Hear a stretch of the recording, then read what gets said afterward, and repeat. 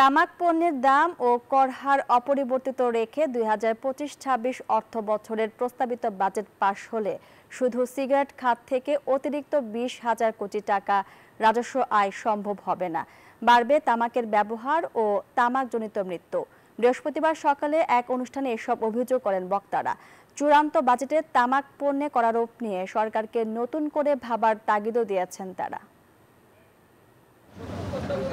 বাংলাদেশে প্রতি বছর তামাকজনিত রোগে মারা যায় প্রায় ১,৬১,০০০ মানুষ।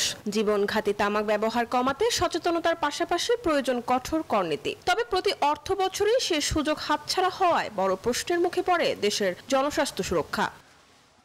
Trading corporation of Bangladesh TCB বলছে, এক বছরের ব্যবধানে চাল, সয়াবিন তেল, ডিম সহ বিভিন্ন নিত্যপণ্যের দাম বেড়েছে 13.5 থেকে 14% পর্যন্ত। অথচ প্রস্তাবিত বাজেটে টানা ষষ্ঠবারের মতো বিড়ির দাম এবং দশমবারের মতো এর কর অপরিবর্তিত রাখা হয়েছে। বান্ডেল থাকলে প্রতি সেনমানিতে টাকা বাঁচবে।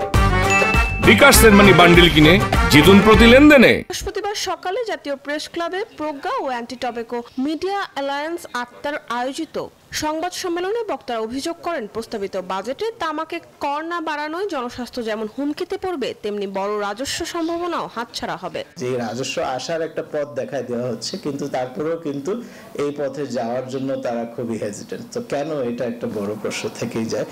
মাথাপিছু আয়ের বিপরীতে সিগারেট ও বিড়ির দাম অপরিবর্তিত রাখায় ধূমপায়ীর সংখ্যা বাড়ার আশঙ্কাও করেন তারা।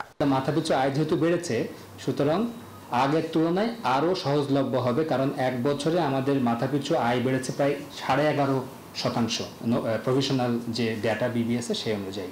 সিগারেটের উপরে যে ভ্যাটটা, সেই ভ্যাটটাও কিন্তু অনেক বছর ধরে অপরিবর্তিত। এখানেও কিন্তু আমাদের সুযোগ আছে যে সিগারেটের উপর যে ভ্যাটটা আসে সেটাকে কিন্তু বাড়ায় আনার একটা চান্স আছে।